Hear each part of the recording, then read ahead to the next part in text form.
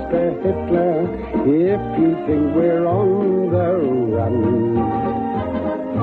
We are the boys who will stop your little game. We are the boys who will make you think again. 'Cause who do you think you are kidding, Mr. Hitler, if you think old England's done? Mr. Brown goes off to town on the A21, but he comes home each evening and he's ready with his gun. So who do you think you are kidding, Mr. Hitler, if you think old England's done? Excuse me. Excuse me. Mr. Mannering said he doesn't want the phone to ring during the broadcast.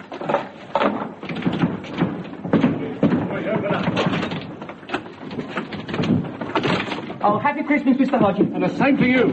What's going on here? You can't come in and you mustn't make noises. What's all this here? Napoleon trying out a new secret weapon, is he? Why was the door locked? Don't you read the Radio Times? I haven't got time to read all that rubbish. There's a war on. We're taking part in the lunchtime Christmas Day programme. To absent friends, soldiers all over the Empire send their greetings. Since when have you lot been soldiers?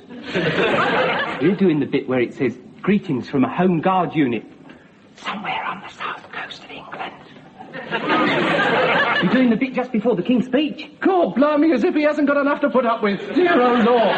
Boy, I don't want to miss this. I'll go and listen to it on the Verge's wireless. I'll bet you lot make a right mess of it. Oh dear, oh dear.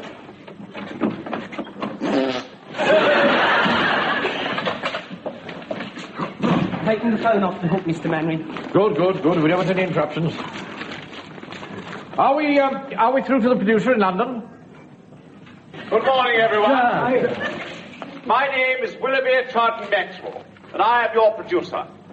Now, this broadcast will be heard all over the Empire, and your section will come just before His Majesty the King's speech. You hear that, Wilson? Yes. Just before the King's speech. What an honour. Yes, it is indeed. It's awfully good, sir, yes. Are your men all ready, Captain Mannering? Yes, we're all ready, thank you. Would you mind speaking into the microphone, please? That's the microphone there, you see.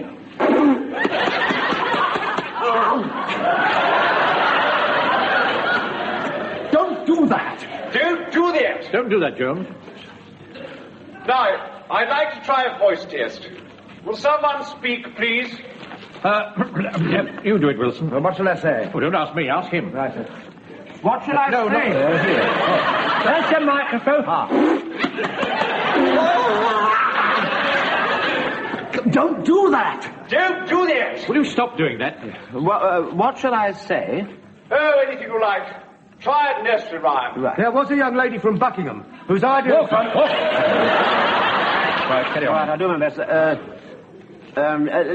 Lavender blue, dilly dilly. Lavender green, I'll be your king, dilly dilly. But you'll be my queen. That was awfully good. Was it really? I'm so glad you liked it. You really have an excellent microphone voice. But do you really think so? Have you ever done any of this sort of thing before? Well, as a matter of fact, I once played the White Rabbit in Alice in Wonderland when I was at school. Really? Yes. So did I. Did you really? What school were you at? Well, as a matter of fact, Look, I can went we get on with this script, please? Captain Mannering, I don't speak to page 7. Do you think I might be... No, certainly not.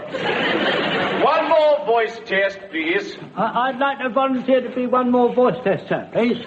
Any old hand, any old iron, any old iron. Oh, I wouldn't give it up for your watch, any old iron, diddly-da-da, diddly-da-da, da-da-da-da. I'm terribly sorry, Engineer. I'll see to that when I happen again. Point! Don't worry about that. Point by Robert Burns. We sleeked current temperance beastie, oh, what a panics in thy priesty. Them in the start away say, he say, we're Becker and Brattle. I believe the running chase we were murder and battle. Was that nice and clear? I do know what. There's 7 more verses. Never mind that. Get back to the place, please. Settle down, and let's start on the script, please. And I want you to read the lines in perfectly normal, natural voices. Hello, soldiers of the Empire. I am the Home Guard commander in charge of a platoon somewhere on the south coast of England. And I am the sergeant. I am second in command. And I am the lance corporal. I'm third in command. Just a minute. Could the officer speak a little more clearly, please? What's the matter? Can't you understand what I'm saying? Well, the fact is you don't sound very much like an officer. Try and make your voice a little more officerish.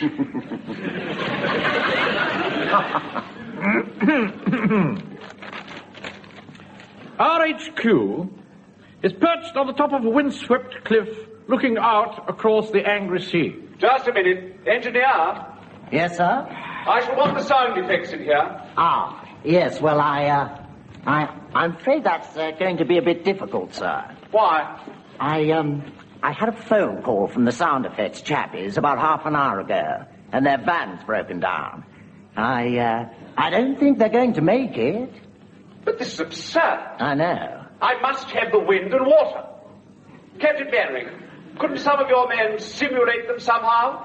Oh, I can think... Captain Mannering, I'd like to volunteer to stimulate the surge of the sounding sea.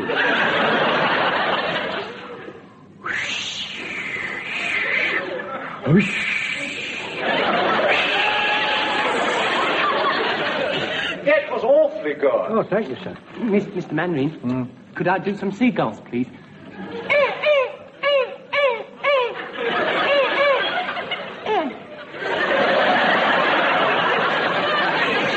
Captain Mannering, shall I make wind? Another remark like that, Walker, I shall order you off the broadcast. Start again, please, with the sound effects. RHQ is perched on top of a windswept cliff looking across the angry sea. And while you are eating your Christmas dinner, your garden half a bit lower, Pike, a bit lower. Not down there, lower your voice. Oh, sorry. From the ever-present threat across the channel, I decided we don't just sit here. It's time for us to go out on patrol. On patrol, sir. On patrol, everyone. Time for us to go out on patrol. I speak to my sergeant. Sergeant, it's time for us to go out on patrol. Cor blimey, sir, so it is. And it ain't half cold and all. What? Well, that's what it says here. Corporal, it's time for us to go out on patrol. Men, it's time for us to go out on patrol. The men now realize that it is time for them to go... Who wrote this rubbish?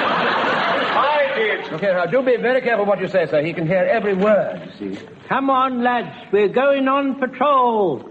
And in less time than it takes to tell, the men are marching along the cliff top in the teeth of the biting wind.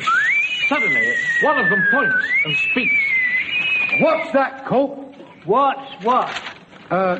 Look, there's an object floating in the water. Truth, so there is, an all. Oh, ahoy! The man's rushed to the news. Ahoy! Said Jock, our Scottish private. All eyes peered out to sea. What can it be, what? Can it be, Sarge? Cor blimey, Stone the Crows. It looks suspicious and all. Well, I'm terribly sorry, I don't want to be very awkward or difficult, but this doesn't seem to be written in very good English to me. It's not supposed to be good English. It's supposed to be Cockney. No, see, but you see, I don't speak with a Cockney accent. Why, I naturally assumed that being a sergeant you would. Yes, but you see, I don't, you see. Oh, dear. Oh, look, I know what. How would it be if the sergeant played the part of the officer and the officer played the part of the sergeant? Young man, I am the officer and he's the sergeant, and he's staying that way. Mr. Mannering, I haven't got anything to say. Is that because I talk common like you? Just carry on being a seagull, Pike. Right, Jones. What can it be, what? Can it be, Sarge? I have got an idea, sir. If you keep me covered, I will shin down the cliff, dodge between those boulders, crawl under the barbed wire and out along the jetty where I can get a closer deco. Then I will quickly shin back and give you the grip. Won't take 2 shakes for a lamb's tail. Well, right. Scarf it out and take a quick butcher's. I am off. Cor blimey, Blimey, sir. Look at the old goat go, and all. Oh, aye. He's lapping like a wee mountain lammy. Lammy? I decided to take no chances. Tell the men to get under cover, Sergeant. Right, Governor. Here, Court. Tell the men to get their flipping heads down. You did well, you did. Sorry, where are we? Page 5. Oh, right. Tikai Tai B.O., Sarge. Tikai Tai B.O.? Just a minute. Tickety-boo, tickety-boo. Tickety-boo, Sarge. You heard what the Sarge said. Take cover. The men moved like a smooth, well-oiled machine. Suddenly, above the sound of the surf, we heard the faint cry of Godfrey's voice. All clear. We heaved a deep sigh of relief. Yeah. All right. It was a false alarm, but it could have been a Nazi submarine. So give us a thought as you are tucking into your Christmas dinners. Think of us, the men of Britain's Home Guard, who are on constant watch day and night. Simple men, shopkeepers, factory workers, butchers, bakers. And undertakers. James Fraser, 91, High Street, Warmington, and see reasonable prices. That will do. Rooms extra. Be quiet. Men from all walks of life. We seek no reward. We only do our duty, content in the knowledge that our children and our children's children will grow up to be free men and women. And children. Christmas greetings and good wishes to and from British citizens wherever they may be. We give you the toast, absent friends.